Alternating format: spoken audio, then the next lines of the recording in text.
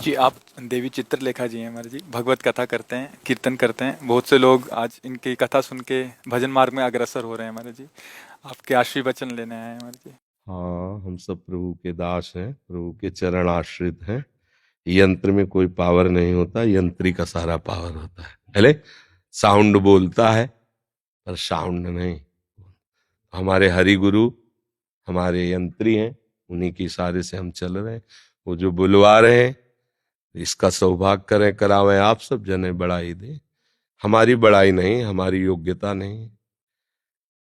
अगर तिनके को कोई यश मिलता है तो वायु का प्रवाह काम करता है। तिनके को उड़ाकर मंदिर की चोटी में बैठा दिया, बोले वाह तिनका। तिनका नहीं तो वायु का। हमारे प्रभु का अनुग्रह, भगवद यश गायन करने का सौभाग्य दिया, भगवत नाम जपने का सौभाग्य दिया, भगवत प्रेमियों के बीच में रहने का सौभाग्य दिया। ये मेरे प्रभु की कृपा है। ऐसा उपासक को हर समय देखते रहना चाहिए। कहीं भी किंचन मात्र अपने में गुणाभिमान या मान आदि की प्राप्ति की चाह बिल्कुल नहीं होनी चाहिए, नहीं तो मार्ग अवरुद्ध हो जाता है। फिर क्या होता है, हम यश कीर्ति की प्रधान बुद्धि लेकर के यश गाते हैं भगवान का, और यश चाहते हैं अपना, सम्मान चाहते हैं अपना, तो मार्ग बदल गया। और अगर हम प्रभु का यश प्रभु के प्रेम के लिए गाएं तो हमारा यश तो त्रिभुवन में हो जाएगा, मृत्यु लोक की क्या बात है। बिस्तरे सब जग बिमल कीरति, साधु संगति ना टरे, बास वृंदा विपिन पावे, श्री राधिका जो कृपा करे। उनके प्रीतम का जस गाओगे तो श्री जी आपको दुलार करेंगे। अच्छा, प्रीतम के यश गाने के लिए देखो, हमारा तुम्हारा शरीर स्त्री पुरुष का हो सकता है, लेकिन हम सब भगवद अंश हैं। हम ना स्त्री है ना पुरुष हैं, हम प्रभु के जन हैं। हमारा जन्म सिद्ध अधिकार है अपने प्रीतम का यश गाना, प्रीतम के गुणगान करके खुद मस्त रहना, और जो सानिध्य में आ जाए उसको मस्त रखना।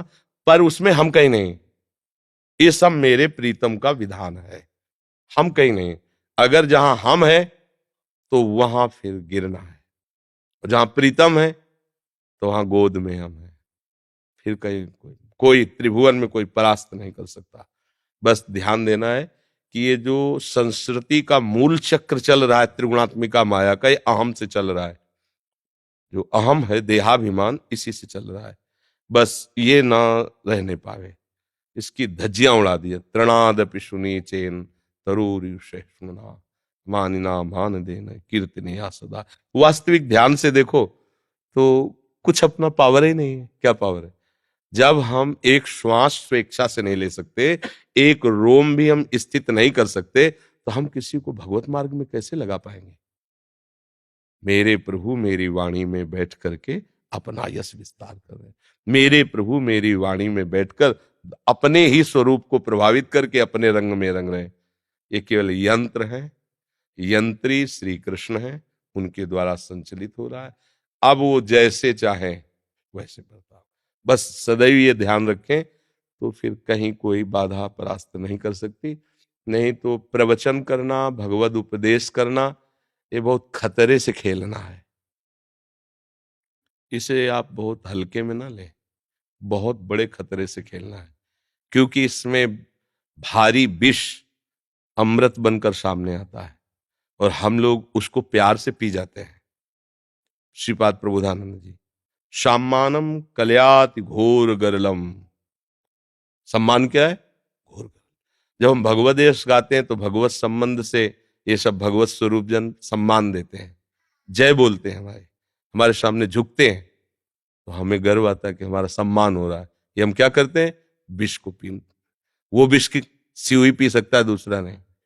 विष को पिया, पूरी नस नाड़ियों में फैल गया, अब रस नहीं रह गया, अब केवल दम्भ रह गया, नाटक रह गया। जीवन श्री कृष्ण से विलग हो जाता है, सच्चिदानंद मार्ग से भ्रमित हो जाता है।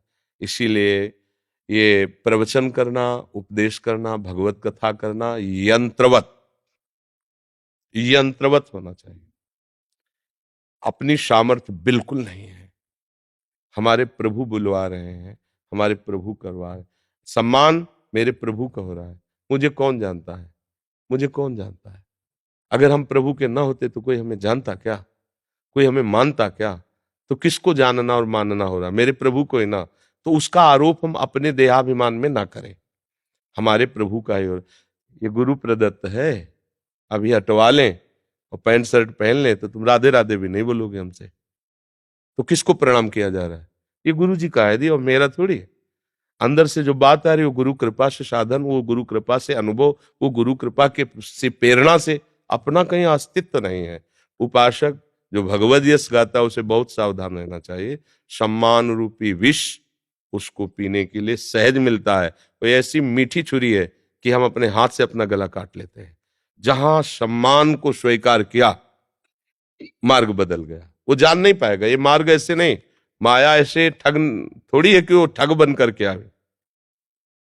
ठग ले जाती है तब तब पता चलता है अरे हम ठग गए क्या। रमैया के दुल्हन लूटे बाजार, खुली घूंघट काट के नहीं, रमैया के दुल्हन लूटे बाजार।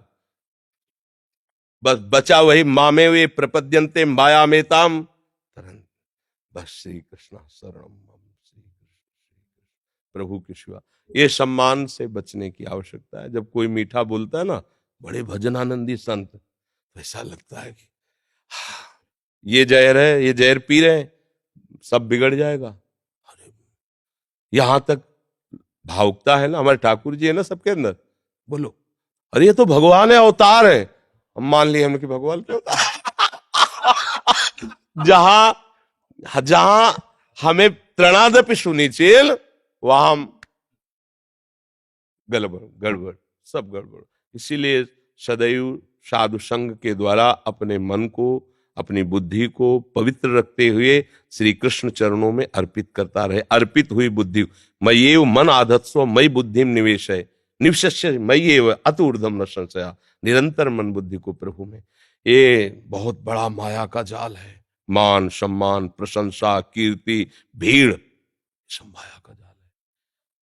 हम अपने यश गा रहे हैं हरि का, तुम सुन लो, तुम्हारे भाग्य हैं। अच्छा लगे बुरा लगे तुम्हारी बुद्धि की बात है। हम अपने स्वामी के भाट हैं। सूतबंदी जन कैसे होते? स्वामी का यश गाते। हम अपने स्वामी के भाट हैं, अपने स्वामी के सेवक हैं, अपने स्वामी के सूतबंदी जन जैसे नहीं, तो हम अपने महाराज का यश गा रहे हैं, लाडली लाल प्रिया का। तुम्हारा सौभाग्य, सुन लो। तुम्हारा अगर भाव बनता है तो प्रणाम करो। मालिक कोई भाट को प्रणाम करता है क्या? महाराज को प्रणाम करता है। तो हमारे यहाँ महाराज बैठे हैं, मेरे पीछे महाराज बैठे, मेरे दाएं बाएं मेरे प्रभु बैठे, उन्हीं को प्रणाम, चाहे जिस दिशा से करो, वो हमारे प्रीतम को ही हो रहा है प्रणाम। बस अब बाल बांका नहीं हो सकता। और जहां प्रीतम को साइड में थोड़ा सा करके सामने आए, तो फिर रमैया के दुल्हन लूटे बाजार, वो बर्दाश्त नहीं कर पाएगी। माया भगवती अम्बा है, प्रियाजू है, प्रभु की प्रिय पत्नी है, और तुम उसके सामने अगर बनकर आए मायापति, तो फिर रौंद दिए जाओगे। कोई भी हो, बच्चा बनोगे तो अम्मा है, दुलार करेंगे, खूब छानो फूको, मस्त आनंद से पार हो जाओ।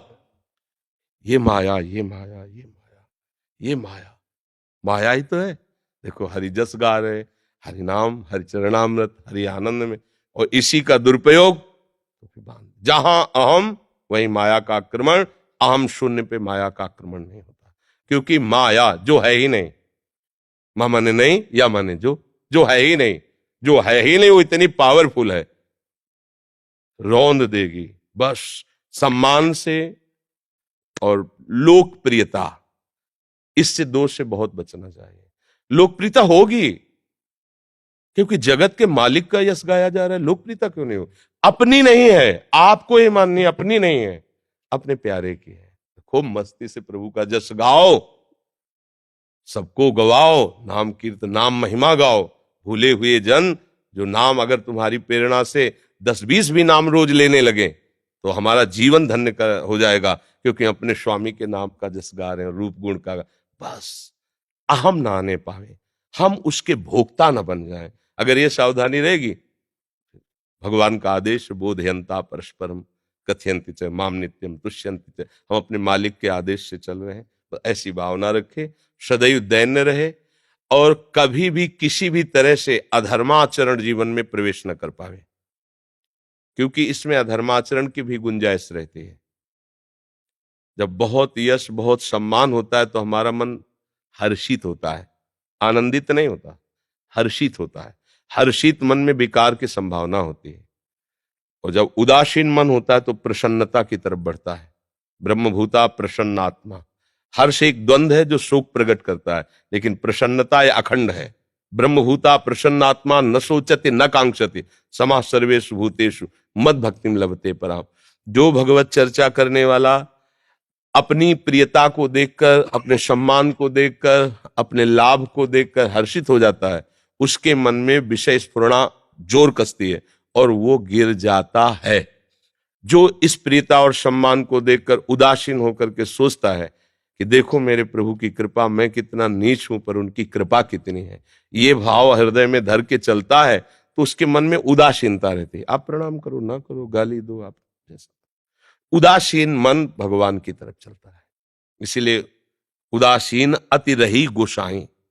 उदासीनता हमारा परम शांत गंभीर भगवत चिंतन परायण, प्रणाम नमस्कार यश कीर्ति ये सब माया मेरे प्रभु के, मुझे इससे मतलब नहीं। मेरा काम है यश गान करना।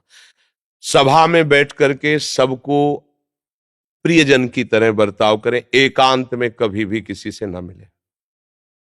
जो संबंध हमारा जिससे है उसके अलावा एकांत अगर प्रवचन करता, भगवत वार्ता करने वाले का पवित्र रहेगा तो जीवन निष्कलंक और निर्विकार होता हुआ भगवान को प्राप्त होगा।